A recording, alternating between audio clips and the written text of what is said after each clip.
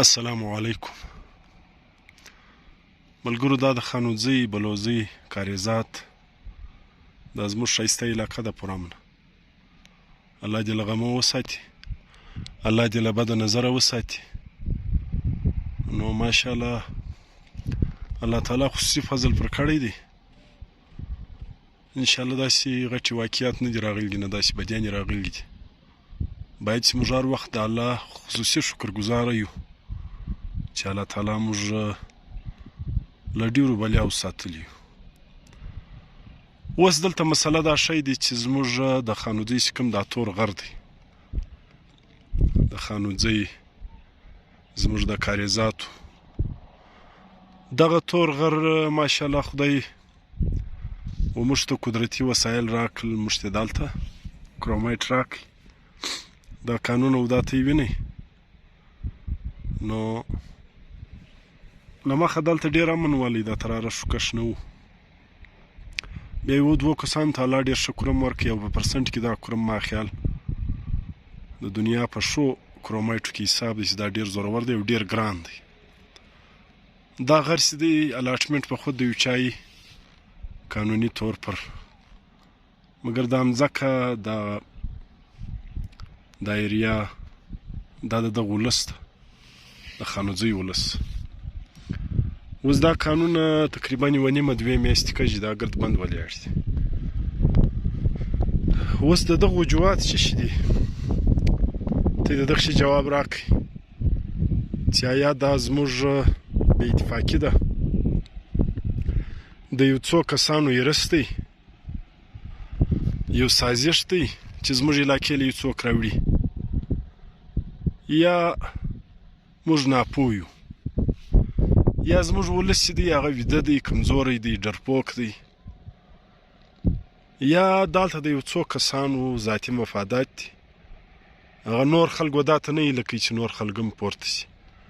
زما خپله د کرومایټو په یوه کیسه په یوه سیسټم سره نه دی خلاص، بهرحال په دغه شي مې سره خلاص دی چې دا معامله ډېرې چپې خوا ته ولاړه. خدای دې پر مخ چپې خوا ته نه بیایي، خدای دې موږ ته اتفاق و اتحاد راکړي چې دا کم غر دی، کم وسایل دي قدرتي، دا موږ په ګډه په ښایسته انداز و هر چا ته خپله حصه ور ورسوي، او دلته چې د کم چا ایریا ده د هغه تحفظ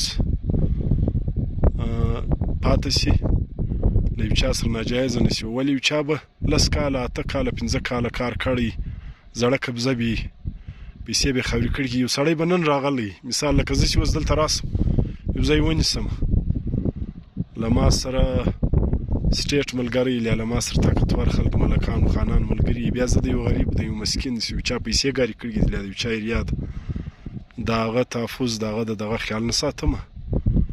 نو لہذا زما یو خواست یو ریکویسټ دی، زما په دا محدوده ذهن زه به دا شیان نه پوهېږم چې دغه ولس دغه کلی د علاقه باید چې پر دغه اتفاق وکړي، د کوم چا چې قانوني څاک دی هغه هغه ته ورکړي، دا ولس په ګډه چې د کوم چا څواک جوړېږي، یو خو د یو چا پخوانی قبضه ده، له یو چا یو ځای نیولی دی، کار یې کړی دی، هغه هغه ته ورسېږي او د هغه د ایریا خیال وساتل شي چې د هغه څو قانوني طور پر دلته څو فوټه ځای جوړېږي، او بل څوک چې راځي هغه په یو اصول، په یو قانون، په یو آیین راشي، د هغه دپاره باقاعده خپل یو اصول و قانون و آیین جوړ شي. نو دا غر دی دا ګرد اوس بند ولاړ دی، په دا کې به د یو څو کسانو کرم راوتی، هغه هم پر بند شو. دغه الله جان ته یې وینئ دا غاري دا اوس بند ولاړ دی، دا قانون ګرد له اوبو ډک دی. دلته په سوو په زرو کسانو روزګار وایه هغه پر بند شو، دا غر له موږه دغه یې پاته سولی.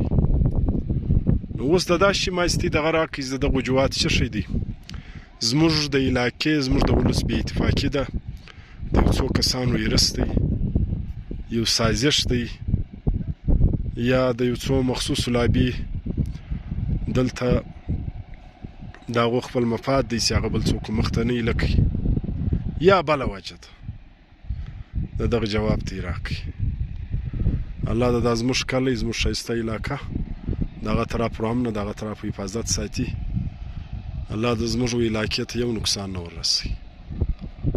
ډېره مننه.